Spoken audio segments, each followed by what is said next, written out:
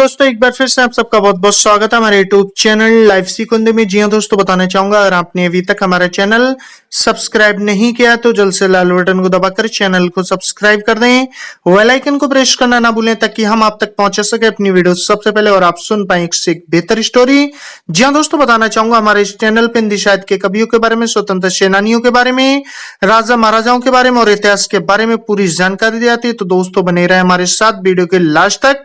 जी हाँ दोस्तों, आज मैं आपको इस वीडियो में बताने वाला हूं एक ऐसी क्रांतिकारी महिला के बारे में, एक ऐसी स्वतंत्रता सेनानी के बारे में जिसने अपने जीवन को देश के लिए न्यौछावर कर दिया। जी हाँ दोस्तों, आज मैं आपको बताने वाला हूं भीकाजी कामा के जीवन के बारे में, उनके जीवन से जुड़ी कुछ कहे अनकहे पलों के बारे में। तो आइए दोस्तों वीडियो को स्टार्ट करते हैं।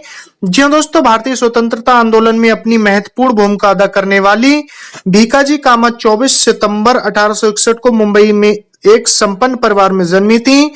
उनके पिता सोहराब जी पटेल एक प्रसिद्ध व्यापारी थे, जबकि उनकी माता घरेलू महिला थी जो कि उच्च विचारों वाली थी, जिन्होंने अपनी बेटी के अंदर भी काफी अच्छे संस्कार डाले थे।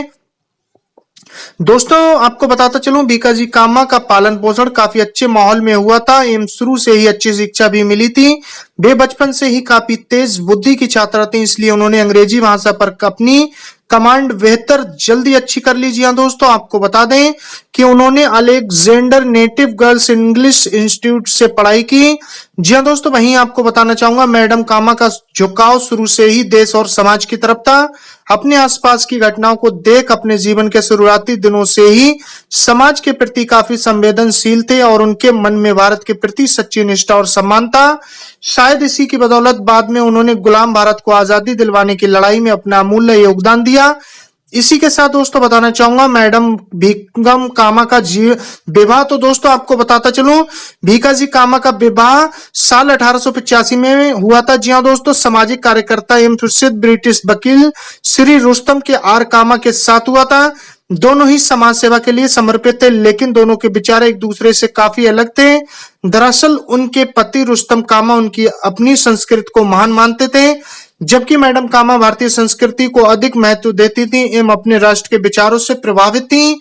वहीं उनकी वैचारिक विभिन्नता का प्रभाव बाद में उनकी निजी जीवन पर भी पड़ने लगा था और धीमे धीमे पति पत्नी के बीच रिश्ते में कड़वाहट भी आ गई। जी दोस्तों, हालांकि शादी के बाद भी भीकम जी कामा निस्वार्थ भाव से सामाजिक कामों में लगी रही और राष्ट्र कल्याण के काम में उन्होंने खुद को पूरी तरह से समर्पित कर दिया। जी हाँ दोस्तों, इसी के साथ आपको बताना चाहूंगा वहीं उस दौरान मुंबई में प्लेग महामारी के रूप में फैल रहा था। इस दौरान सामाजिक कामों में वे इतनी व्यस्त थी कि अपने स्वास्थ्य की परवाह किए बिना काम करती रहती थी, जिसके चलते वे इस रोग की चपेट में आ गईं। जिसके बाद कुछ दिनों तक तो उनका इलाज मुंबई में ही चला, लेकिन फिर जब उनकी हालत में ज्यादा सुधार नहीं आया तो उनके घर वालों ने उन्हें इलाज के लिए यूरोप भेज दिया। इस दौरान उन्हें फ्रांस, जर्मनी और इंग्लैंड समेत तमाम देशों की यात्रा की।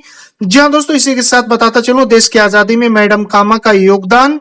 तो दोस्तों, भारत की आजादी को अपने जीवन का लक्ष्य मानने वाली भारत की वीरांगना मैडम कामा ने महान सामाजिक कार्यकर्ता दादा भाई नौरोजी के यहाँ सेक्रेटरी के पद पर ईमानदारी से काम किया। इस दौरान वे भारत के महान क्रांतिकारी वीर सावरकर, हरदयाल, श्यामजी कृष्ण वर्मा जी के संपर्क में आई। जी हाँ दोस्तों, वहीं लंदन में रहते समय मैडम कामा ने यूरोप में भारतीय युवकों को इकट्ठा कर देश की आजादी प्राप्ति के लिए प्रोत्साहित किया और क्रूर ब्रिटिश हुकूमत के बारे में जानकारी दी।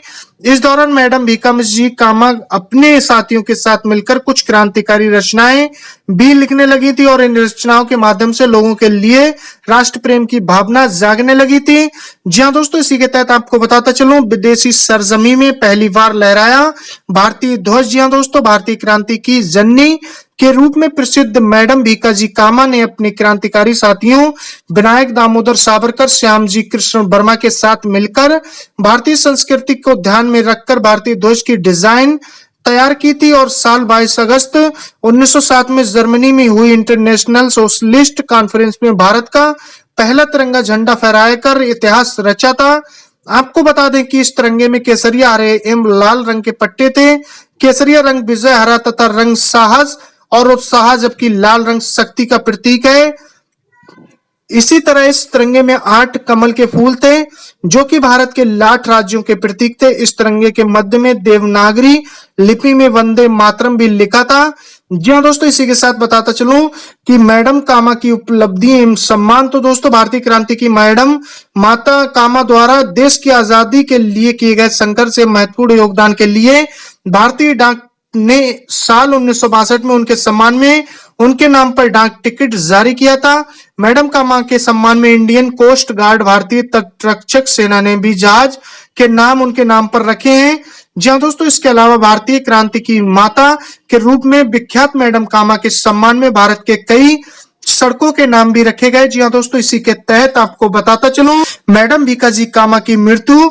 तो दोस्तों, आपको बताना चाहूंगा, विदेश में रहकर भारत की आजादी के पक्ष में माहौल बनाने वाली भारत माता की सच्ची वीरांगना मैडम भीकाजी कामा जी जब अपनी वृद्धावस्था के दौरान भारत लौटी, तभी 13 अगस्त 1936 के दिन उनका देहांत हो गया।